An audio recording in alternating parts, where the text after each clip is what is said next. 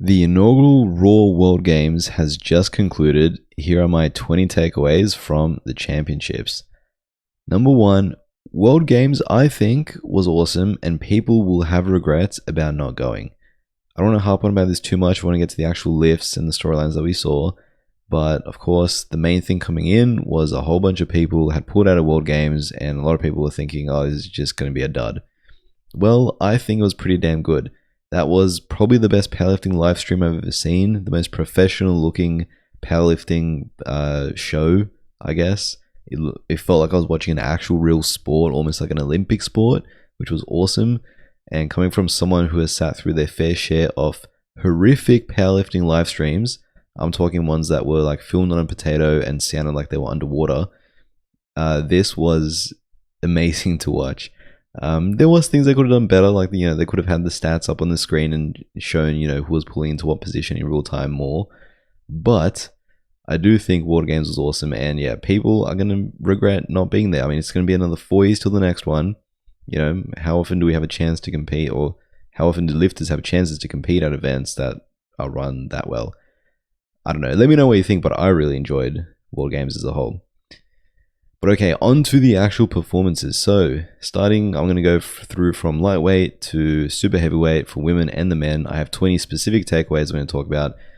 Second one here is Megan Lee Smith finally ends Evie Corrigan's era of dominance over the 52s. So obviously this was scored on GL points, not necessarily totals. So for each lift that I talk about, I'm going to put what their lifts were and what their total was in kilos and on pounds. And also going to put what their GL points was. In this case, Megan Lee Smith out-totaled Evie and had the higher GL points and ended up taking the win, taking the squat and the total world record. So not only did she beat Evie on this day, she also became the strongest 52 lifter ever. And Evie's era of dominance over the 52s, which pretty much started from 2023 Sheffield all the way up until now, seems like it is finally over. She's talked about potentially moving up to the 57s, moving back to the 57s, and Megan has finally caught her now. There were a couple of years there where Evie was winning worlds with ease, and those days are now done, and Megan has finally overtaken her. So we've gone from one New Zealand 52 lifter on the top of the world to another one. But it'd be interesting to see what Evie decides to do. Number 3, Tiffany Chapone reasserts herself as the strongest 47-ish lifter in the world. I say ish because she weighed in at 47 point something, so she wasn't technically a 47, but she totaled 450 kilos, which is ridiculous. You can see the lifts on the screen there. Her GL points was wild, 124.45. Like I said, she weighed in at just above 47, so none of these lifts or the total counted as official world records, which I guess served two purposes. Number one, weighing in a bit heavy meant she didn't have to cut quite as much weight, which could have made the difference in her performance being better. Also, it meant she didn't actually break any world records for Sheffield, so she hasn't really hurt her Sheffield chances. But Tiffany Chapone, the reason why I say finally reasserts herself as the strongest 47 in the world is because obviously she was a 4-time world champion, but it was Junior Worlds last year where Jess Espinal broke her world record and Tiff failed to take it back at Sheffield. And then even though she did take the world record technically at Worlds this year, it only lasted for a few minutes before Heather Connor beat her. So it's been a while since Tiffany Chapone was outright the strongest 47 in the world after she'd been that way for years. And she finally can now claim that again. Like I said, even though technically she wasn't a full 47, because she was 47 point something, 450 is ridiculous. That's like, 16 kilos over Heather Connor's world record or something ridiculous like that. Insane. And yeah, that 47 kilo rematch at Sheffield between her and Heather is going to be wild. And I should have mentioned Megan Lee Smith came second, Evie Corrigan came third. But that was your podium in the women's lightweight category. Onto the men's lightweight, my fourth takeaway. Ivan Campagna Diaz is the biggest threat to the 59 kilo world record right now. So when he won Worlds this year, I think I said that Ivan is the strongest 59 currently. And he totaled here 642.5. Similar to Tiff, he weighed in slightly heavy, over 59 kilos, 59 point something or around 60. But 642.5 is the biggest 59 total we've ever seen by anyone not named Sergey Fedosienko. It's 1 kilo more than what Wahyu Surya put up at the Asian Championships somewhat recently, who had a lot of hype around him. Obviously, Kasim Sand also is someone who had a lot of hype around him when he announced he was going to drop down. And while Kasim Sand looked better, much better at World Games here than he did at Worlds, he still wasn't good enough to beat Ivan, which is kind of what I predicted coming in. And on top of that, Ivan took a huge 15 kilo jump from his final deadlift and attempted 285, which is like 9 kilos above the 59 world record. Wouldn't have counted because, like I said, it was out of the weight class technically, but he came that close. That is a screen grab of him pretty much coming close to locking out 285, which would have given him a 657.5 total, right? Now, Fedosienga's world record is 669.5. So he's getting up there. And, you know, amongst all the hype with Wahyu Surya, Kasim Sand, potentially being the guys to break Feder's world record, I think Ivan is the one who's going to be the closest to do it. Now, Ivan did finish, I think he finished in like 6th position or so in the lightweight category. But onto someone who made the podium, Clifton Foe clinches a surprise bronze medal, which not a lot of people were expecting, and he does it in the most epic way possible, in that he takes the world record deadlift with possibly the slowest world record grinder pull I've ever seen. One of the slowest anyway. This is wild. So 318 kilos to break Shell's deadlift world record from Sheffield to lock up a 700.5 kilo total, placing him in 3rd position. And the impressive part about that, I mean, obviously the fact it's a world record under a clutch moment to take bronze, super impressive. But the fact he was able to grind it out that slowly without hitting or causing a technical infraction is just, that makes it that much more impressive. It is so hard to grind out a sumo lift like that, a max effort lift, without your knees unlocking and locking, you know, potentially ramping or hitching the bar up your legs or your grip giving out. There's a whole bunch of stuff that can go wrong, but it all went right there for Clifton, and that was an epic lift, and shows us all that we were wrong for counting him out because he takes bronze. Kyoto Ushiyama, who takes the silver medal in the lightweight category, unfortunately his deadlift curse strikes again, and it is now time for him to commit to the bulk 274. Obviously, he announced this was his last meet at 66. I don't know if that's changed or if he's going to commit to that, but I want to see him as a 74. I want to see him fill out his frame more and see where he can go.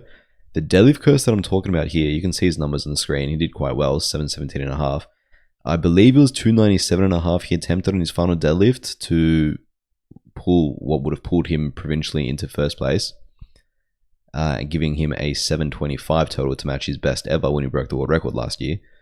But Kyoto has a history of his final deadlifts missing them at lockout due to a whole bunch of infractions, whether it's failures due to grip, whether it's soft lockout, soft knees, soft hips. He's had a whole bunch of issues when it comes to his deadlift lockouts, and unfortunately it's another deadlift for the win that he missed here. So the curse strikes again, and on his final 66 performance he couldn't quite turn that around. You know, he's had several world championships where he pulled for the win, even a Sheffield who was pulling for a win at the time, which would have at least given him podium when it was all said and done. And each time he lifted the weight, just like here, he lifted the weight, and he's done 297.5 before. He's done 300 in competition before, actually. But this time it was his grip that gave out, and I mean, his lockout was looking pretty soft there anyway. But I do want to see Kyoto as a 74. Can't wait to see what he puts up there. But in the gold medal position in the lightweight, Joe Jordan lives up to the hype, and he is in fact the strongest 66 lifter in the world right now. I'll let his lifts play out on the screen. You can see his numbers there. Takes the gold medal, and Joe Jordan had tons of hype around him going in because his training was going ridiculously. He was putting up like 740, close to 750 training totals in the gym, and we've seen crazy train totals from 66s before, like Pana, like Kyoto, and we never seen them translated onto the platform. But Joe Jordan, I mean, he did total 720, but that was enough to take the win. I think he took a final deadlift off 300 or so, and he just barely missed it, so I would have given him slightly more. But yeah, also again, I was pretty spot on with this. I predicted that Joe Jordan would win with around a 720 total.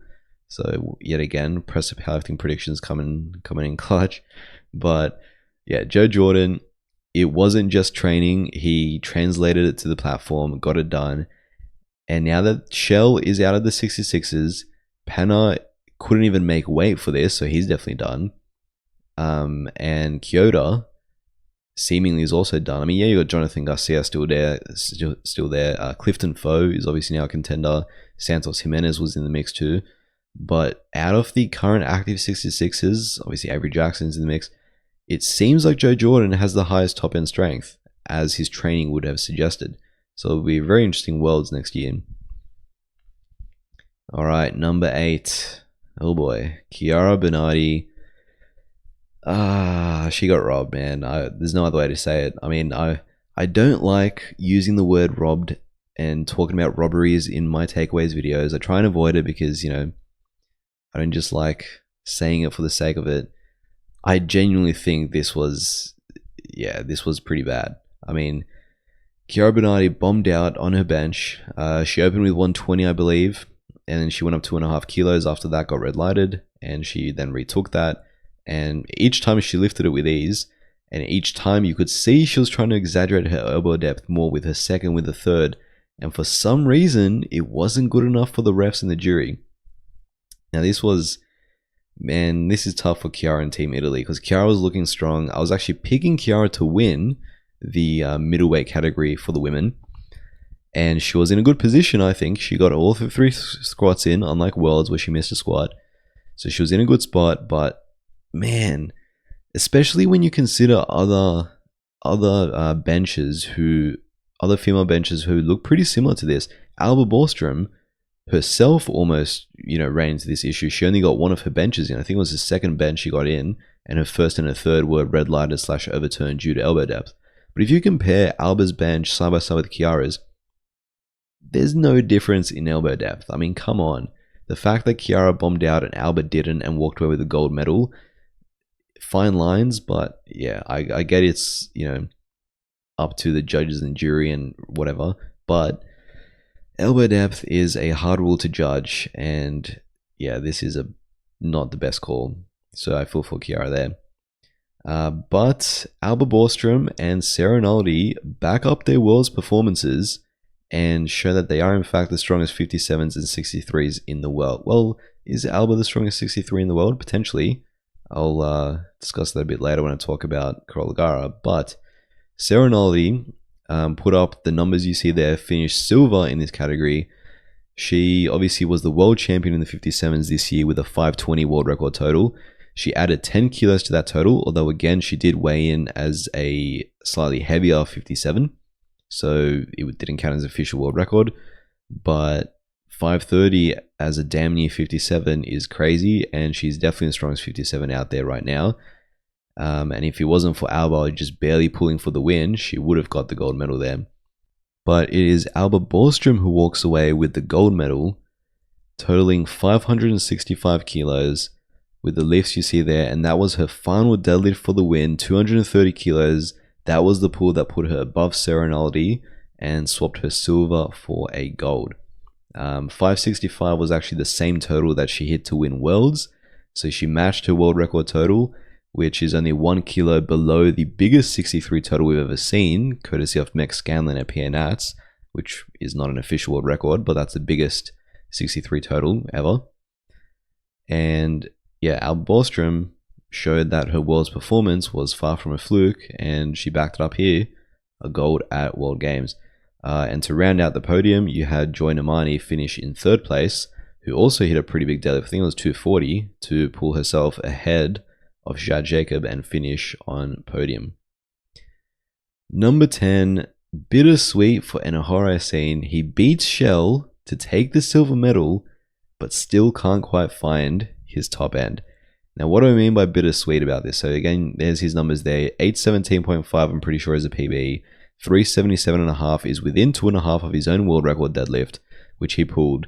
There he is standing up with it there, and he pulled it with relative ease. In fact, it was definitely quite easy. The reason why it's bittersweet is, on one hand, he beat Shell to take a silver medal at World Games, and he finally went 3 for 3 on his deadlifts for the first time since 2021, which is where he first broke the 83 deadlift world record. But the story with Enhoro is everyone wants to know how strong is he really on his deadlifts? What is his top end deadlift? What if he just took attempts on his deadlift to facilitate him hitting the heaviest he can on that day? Because pretty much since 2021 Worlds, every single time he's competed at Worlds, at Euros, everywhere he's been, he's always just loaded up a pretty crazy number to try and win, or to try and, get on podium, whatever the case may be, usually win. And that meant loading up pretty much 400 kilos for a lot of his competitions, or close to it, which he's not quite strong enough to do. He's strong enough to get off the floor, but he's attempted 400 plus a few times and he hasn't got it. But we're all thinking, well, what if he just loaded 390? I mean, his world record of 380, he's clearly well beyond that, because that 377.5 absolutely flew. I think he was good for 390. I think it was good for maybe even slightly more than that. 400, probably not, but definitely more than 380. I reckon, yeah, at least 390 would have given him on that day, which would have been a crazy world record to set in the 83s. And I think that's why Enna was a bit disappointed. In fact, you could see he came out for this lift. So he hit his second of 375, right? And he was smiling. He was happy because he absolutely smoked it. And I'm pretty sure what happened was he wanted to take more, but Shell ended up pulling himself above him into second. So then Enna had to put another 2.5 on to take that back from Shell and to take the silver medal, because Durans was out of reach in gold. And I think Enna wanted to load up big and go for somewhere between 390 and 400. However, the Hungarian coaching staff must have put the number in to take what they needed to take silver and overtake Shell, which is what they did. And Enna came out 377.5. And as opposed to his happy, smiling demeanor on his previous attempt, he was completely stone cold stoic, and he pulled it with ease. And then he pretty much waltzed off the platform, threw his belt across the room, and did not even crack a smile. He actually looked pretty damn annoyed. So yeah, I reckon he wanted to go heavier. Although it was probably a good call. I mean, if he had gone heavier and hit it, it would have been awesome, and he still would have got the silver. But, based on his track record, he likely would have missed and ended up on bronze. So, I think it was the right call to take that number. It's just, we still don't know what his top end deadlift is, which is kind of frustrating, but hopefully we will find out soon. Also, by the way, the A7 singlets, I've got to say, generally I prefer them over the SBD ones. That Hungarian A7 singlet is probably my favorite one of all time. I might be a bit biased here, but that is the best thing I've ever seen. But Durans Kangamu was a star in the middleweight category, and he totaled 872.5 with the lifts that you see there to win by quite a long way. He was the front runner, and he was out in front, and pretty early on, Durans Kangamu established himself as the man to beat. And just like I predicted, he was too much on the day for Shell and for Enna. Now, what this means, 872.5 beats Russ's best ever 83 total, which is significant because Russ is the consensus 83 GOAT, and obviously Durans beat him head to head at Worlds last year, but a lot of people were saying that was only due to Russ having a poor performance, even though Russ broke the IPF world record on that day. This proves that Durans now is, at least on paper, a stronger 83 than Russell or he ever was. Russ's best total was 870.5. He did at Sheffield earlier this year. And Durans just did 2 kilos more than that. So 872.5 is now the third biggest 83 total ever done, behind obviously Joey B's 900 and Taylor Atwood's 876. So Durans is right up there, as we knew he would be, and as I predicted he would be. I thought he would go between 860 to 870. He did on the high end of that, 872.5. He went 9 for 9, got all his lifts in, PB'd pretty much everything, and looked like he potentially had a bit more on maybe even all his lifts. So he's still getting stronger, and he's still very much a threat.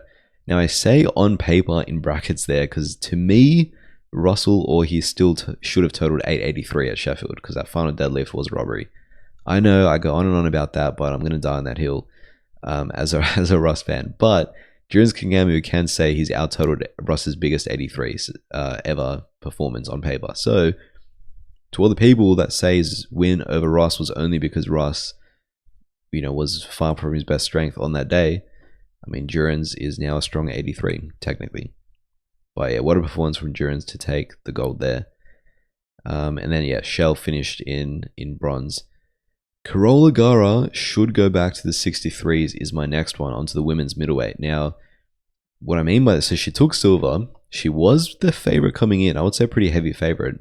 She totaled 567.5, and she weighed in at 64 point something, I believe, right? Now, the thing with Carola Gara, she's never fully filled out, kind of similar situation to Leah Bavois, right? She's never fully filled out the 69s, and she is pretty much, well, not pretty much, she is the second strongest 69 ever, behind only Agatha Shitko. But because Agatha is so far out in front, I don't see Carola ever catching Agatha, assuming Agatha stays in the 69 class, which actually she probably won't. She's either going to be 76 or maybe even 84 for the upcoming Worlds, probably. So the reason I say she should go 63 isn't so much because she's not doing well. She obviously is. I just want to see her in the 63s against Alba Borstrom, Chiara Bernardi, Meg Scanlon. I want to see that battle. I think that would be absolutely epic, because the number she totaled, 567.5, just so happens to be 2.5 kilos above Alba Borstrom's Worlds and World Games winning totals, right? Which happens to be the IPF world record. And it's also 1.5 kilos above Meg Scanlon's best ever 63 total, which is the biggest 63 total ever done. And like I said, Carola Gara weighed in at 64 point something, so I don't think it's out of stretch at all to think she can go back to the 63s, where she did spend a lot of years in her career, and add to that insane battle, because in the 69s, she's kind of pretty far above anyone else, but still pretty far below Agatha. Obviously, Leah Bavois in the mix if she comes back or when she comes back, but I want to see Carola in the 63s. But Kalina Tongatea pulls an absolutely epic world record. Well, the deadlift itself wasn't a world record, but the total was a world record. She pulls an epic final deadlift to secure an epic upset win over Carola. 260 kilos is the number she just picked up right there, and that gave her a 620 kilo total, which extends her own IPF world record, and that gave her the gold medal in the women's heavyweight category ahead of Carola Gara. Marte Chenna won the battle for bronze over Annie Nelson and Gabby Martinez, which was a close battle as well. But yeah, Carlina took the gold. Coming in, I thought it was going to be a pretty clear Carola 1, Carlina 2, and either Marte Chenna, Gabby Martinez, or Annie Nelson in 3. But Carlina pulled off the upset. 260 kilos is only 1.5 kilos below just Bittner's legendary deadlift world record in the class. And like I said, this extends Carlina's IPF world record of 620. Now, it'll be interesting. I mean, do I think she can challenge Agatha Shitko if, Agatha decides to hang around as a 76 before she goes fully up to 84 to battle Amanda Lawrence? I mean, Agatha would still be the heavy favorite, but Carlina pulling off a 620, she looked pretty damn strong here, and she is without a doubt the strongest 76 in the world. I think Agatha has totaled 635 or something crazy like that, or 630s anyway, as a 76. But Carlina pulls off an absolutely epic victory here to get New Zealand a gold medal. On to men's heavyweight. Gustav Hedlund probably will not be at the upcoming Sheffield. So Gustav had not his best performance. He totaled 890 kilos, which was enough for silver medal. He finished in second place behind Anatoly. However, 890 is pretty far off his, 915 is his best total, right? And he, squats and deadlifts didn't quite go his way. He had a great bench. He had a bench PB, but he missed the 335 squat, which would have matched his personal best, and he wasn't particularly close. And he took a massive jump to try and pull for the win, but he couldn't budge off the floor because that 340 was hard. So I think it was 362.5 he went for in his final attempt. The storyline coming in, Gustav was the heavy favorite here, but the reason why Anatoly won was partially because of the bodyweight he came in at, which I'll touch on in a second. But the storyline coming in was, could Gustav break the 93 kilo world record that Russell Orhe just set at NAPFs? Russ broke the world record, 918 kilos he put up at NAPFs just recently, which you would think would secure his Sheffield invite, although we haven't got confirmation yet. And people were thinking Gustav, obviously his best number ever is 915. Could he take that record back? The answer was, on this day, a resounding no. Even if he would have got that last deadlift, which he wasn't close to on the day, that only would have given him 912.5. But yeah, I don't see them giving Gustav Headland. I don't see SBD giving Gustav Headland a Sheffield wildcard now. They still could, right? Because on account of his world's performance, he did still total a pretty high percentage of the world record on that day. But based on this, I feel like there are going to be other more deserving people to give that final 2 wildcard spots to. And if Ross is one of them, which he probably will be, I feel like they'll lean towards some other candidates for the next one. Although I still would like to see Gustav at Sheffield, like it would be cool. I just don't see it happening after this performance, which was still good enough for silver. But the story here, Anatoly Novopasmeni gets his redemption, and could he potentially go back down to 93? So Anatoly totaled 937.5, and what I mean by redemption is he pulled 345 on his final deadlift, which you can see here, and 345 was the exact number that he opened with at Worlds this year and then proceeded to fail 3 times on grip. He learned his lesson this time. He opened lighter on 330, then went 340, then went 345, and he got every single one. In fact, I think he got all his lifts. He went 9 for 9, had a pretty damn perfect day. He totaled 937.5, which is only 3 kilos below his best ever total, which was the former world record in the class. And that was enough to take a pretty resounding victory over Gustav, who was the favorite. Now, he was pretty much at his top end strength, like I said. He weighed in at 98 point something kilos. 98 point something. He was closer to being a 93 than a 105. That is pretty crazy, right? Now, Anatoly did start his career as a 93. In fact, that's where he won his first world title. That's where he set his first world record. However, he's been a 105 since 2021, right? And he's pretty much held the world record until Worlds this year when Anthony McNaughton broke it. So the question now is he potentially going to go back down to 93? Could he go down to 93? I mean, Christian Eindhoven, who finished, I think it was in 4th or 5th, because Emil Norling, I think it was in 4th actually, Emil Norling pulled ahead of Christian Eindhoven to take bronze from him after Christian Eindhoven initially pulled himself into bronze. He had a great performance too, totaling around 890 something, Christian Eindhoven did. However, he weighed in at 98 point something as well. So Christian Eindhoven, who's a 93 lifter, was actually heavier than Anatoly on this day, which is kind of crazy. But yeah, Emil Norling finished in bronze, pretty far behind Anatoly. And the fact that Anatoly is at his peak strength at 98 kilos, I mean, he pretty much did 20 kilos above the 93 kilo world record. If he can cut a few more kilos of body weight, I don't know if he did a water cut for this, if he just walked in or what the story was exactly, but maybe he goes down and does a hero cut to 93 and we could see him take a crack at reclaiming the 93 world record. It could be in the cards based on that performance and that body weight that he was walking around at. But either way, whatever he decides to do, 93 or 105, he gets redemption after bombing out at Worlds and gets a World Games gold medal. That's going to be a victory that is made all the more sweet by his recent failure at the World Championships. On to the super heavyweights, and Sunita Mulu has the Jesus Olivares deadlift curse. Again, she gets a deadlift turned down due to not being able to lock it out, and again, that deadlift would have been the one that gave her the win, just like what happened at Worlds this year. Alright, so she finished in silver behind Brittany. Those were her lifts that we see there, and she kind of again got screwed by the judges. I mean, I don't want to say screwed by the judges, but she did miss a squat. She missed 2 squats actually. She opened with 305, which is crazy, but she jumped to 325.5, which is even crazier. And this is her 3rd attempt of 325.5, where she stands up with it, and we briefly thought that she set a huge squat world record, but then it got overturned.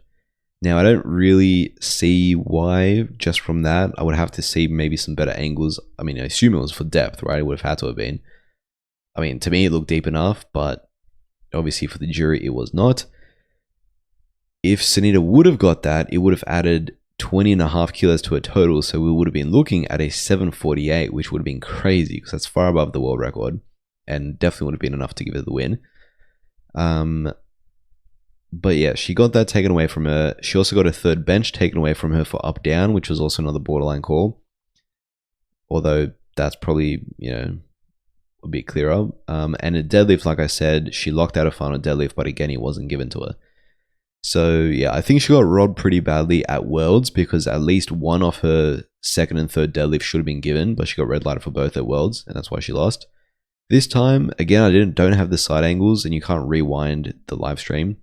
But I think that her lockout from the front did look a bit sus. So, I don't want to say that's a robbery. And again, I don't really have the best depth angles to judge that squat either. So I'm not going to call that a robbery. But she does have the Jesus Olivares deadlift curse, which is they're strong enough to lift it. They just can't get into that position. They can't stand up with it to lock it out on account of just their body mass, right?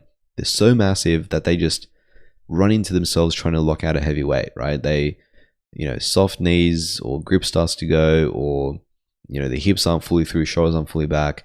It's almost like the curse you get when you're the strongest powerlifter in the world, male or female, right? You take that with having a very inconsistent deadlift lockout, right? Unfortunate, but hopefully, just like Jesus, she works on it and tries fixing it. I'm sure she can. The other thing about this, though, is 325.5 for a second attempt, really? I mean, she felt it bad on a second attempt. She took it down into the hole and felt it immediately.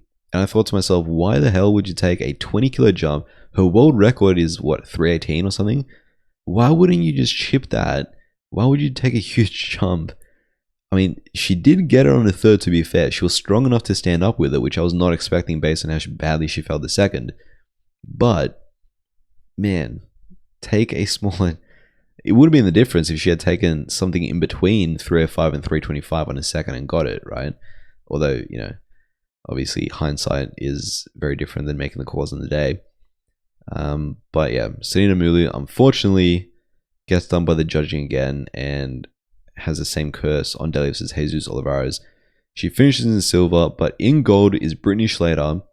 However, this is why the Sheffield scoring system is better when comparing performances across weight classes, because Brittany Schlater wins the gold despite being out-totaled by Sunita.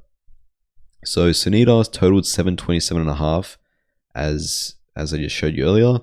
Brittany Schlater totaled 725, so 2.5 kilos less, but because she weighed about 5 kilos less on body weight, she actually had a slightly higher gel points and she ended up winning.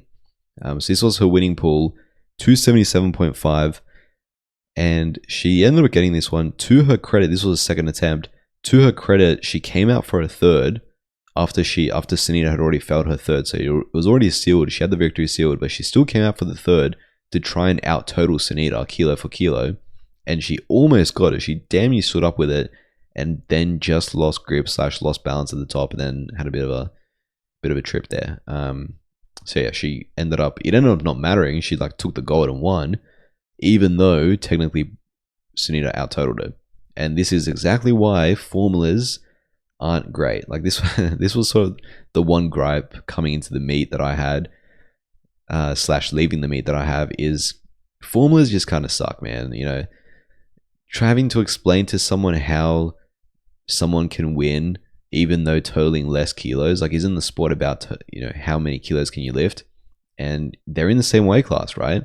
If you're comparing weight classes that are drastically different, yeah, sure, it makes sense. But if you're comparing the same weight class where you have slight differences in body weight, and all of a sudden the guy with the lower total or the girl with the lower total wins, it just kind of leaves a sour taste in everyone's mouth. It just doesn't feel right, And the thing with the Sheffield scoring system, as much as people love to talk crap about the Sheffield scoring system, one thing you will never see at Sheffield is a lifter totaling less than someone in their weight class and winning. That will never happen at Sheffield, because Sheffield is about who can lift the most percentage of the world record, or who can break the world record by the most percentage. So if you're in the same weight class, you have to out total them to beat them. I think that is a much better system. I think the Sheffield scoring system is the best metric we have, or the best way we can compare across weight classes. If I'm watching a meet where people are competing against each other across weight classes, I would prefer it to be scored like Sheffield than based on formula like this for this exact reason. I know that's a whole debate that people will have, and feel free to let me know what you think, but that's just my opinion on it. But regardless, Brittany Schlater, playing by the rules, she gets the win and she absolutely does deserve it. She looked very strong all day and backs up her World Championship victory against Sunita with a World Games victory against Sunita. And Natalie Lalai, as I predicted, coming in with bronze, extending her deadlift world record and coming very close to the magical 300 kilo deadlift, just slightly losing grip at lockout. Number 18, men's super heavyweight deadlift drama was the highlight for me, right? This was, the highlight for me across the championships, across the world games, was the super heavyweight deadlift round. Because we knew coming in, the super heavyweights were going to be the most open class. Because everyone was so close together, because, the lift attempts are so far apart because they're lifting so much weights, we knew anything could happen. And there were a bunch of lifters in contention for podium and even the win. In fact, you had these 5 lifters who were all competing against one another for basically all the medal positions. That's the order they ended up finishing in. So Timur took the gold, Etienne silver, Nico Perot bronze, and Taras Melnichuk looked very strong, ended up just off podium. Lucas Wiseman, who I picked as the dark horse to take the silver medal on account of his amazing training, also looked super strong in the day and just finished in 5th. But they all took big deadlifts, right? I think Taras Melnichuk actually got his 3rd, and that pulled him at the time into silver or something. Nico Perot then pulled a huge deadlift to pull from like 5th or 6th up into, I think it was 2nd at the time, right? Then Lucas Wiseman came very close to pulling for, at the time, gold, but what would have locked up, I think it would have been a silver medal actually, had he have got that. But he came so close. I think it was 367.5, or no, it was like 380 something. But yeah, it was so close. He pretty much lost grip right at lockout and had to drop it, and thus finished off podium despite looking very strong. And Etienne also then, after Timur successfully got his deadlift, which I'll show you and talk about more in a second, Etienne came out for the final attempt of 397.5 for a kilo and a half above his PB, 2.5 below the world record in the class, and he pretty much stood up with it, right? That you see it there in the photo. That's him standing up with the winning deadlift. However, a split second after this, his right hand opened up and he dropped it before he got the down command. And unfortunately, it was not given to him. He was strong enough to lift the weight. In fact, he lifted it with relative ease. Etienne's deadlifts looked better than ever. His deadlifts actually looked a lot better here than they did at Worlds, where I think 390 looked like a top-end pull. Here, strength-wise, 397.5 did not look top-end at all. It looked like he had a lot more in him, actually. But unfortunately, he just couldn't hold it for a split second longer. Like, that's how fine the margins were here, that if he would have held that for a fraction of a second longer and got the down command and returned it to the ground under control, he would be the gold medalist right now. But unfortunately, it was not to be, and Timur comes away with the win. And speaking of which, Timur Semkaradze is back. He is back. 990 kilos. 395 is the winning deadlift he had to load to take the lead at the time over Nico Perot and Etienne, who finished in bronze and silver respectively. And he gets it done, 395, and that gives him a 990 kilo total and gives him the gold medal. So he weighed in at 130 kilos here, right? Which meant he was 10 kilos away. Well, he was actually 10 kilos away from totaling 1,000 pounds. Sorry, 1,000 kilos, 1,000 pounds. So 10 kilos away from totaling 1,000 kilos, which would have made him, I believe, off the top of my head, the lightest guy in the IPF to total 1,000 kilos. Obviously, Rondell did it at 120, but he hasn't made his way to the IPF yet, unfortunately. Although he will soon, hopefully. So it was 10 kilos away in that direction. He was also 10 kilos away bodyweight-wise from being the strongest 120, right? Like, a lot of people are saying, sort of myself included, that Timur had to sort of decide. I mean, he cut down from about 165 kilos body weight, and that's where he challenged Jesus Olivares. That's where he was 1087.5 as his best total, right? Which actually would have beaten Jesus at Worlds this year. Then he dropped to like 135 kilos body weight, and then, you know, he had a decent Worlds performance, but he finished off podium, and the sentiment was he needs to either bulk back up or just continue the cut to be a 120, because being this like super light, super heavyweight just wasn't, you know, going to be good for him. However, it was good enough to win World Games, you know, 990 kilos at 130 kilos body weight. He is right up there as, you know, again, one of the strongest super heavyweights in the world. So he could well continue competing at super heavyweight if he wanted to around this body weight. The thing is, he's giving up so much body weight to the other contenders, especially Jesus, right? Who he's never going to catch at this low body weight. I think it could make sense for him to try and go down to 120, right? I mean, it's not like he's crazy lean or anything. So I reckon he could make 120 and he could potentially retain a lot of that strength. You know, he's already made, you know, the hard drop to 130, which is 35 kilos body weight already lost. What's another 10 kilo? I mean, I know 10 kilos is a lot, but he still weighs 130, right? So it's not relatively as much for his body weight. But, you know, 990 is a crazy total. Timur Semkaradze has proved us wrong, and he's back on top and takes his biggest victory ever in his career. I know he's won multiple junior world titles and European titles, but winning a World Games gold medal, it trumps all of that. So yeah, Timur Semkaradze gets it done, gets the gold in a dramatic round of deadlifts in the men's super heavyweight category.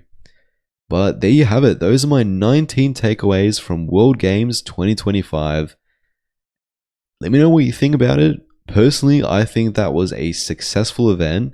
I think it was a loss that we didn't see all those other lifters compete there. I think they're going to be kicking themselves and regretting it.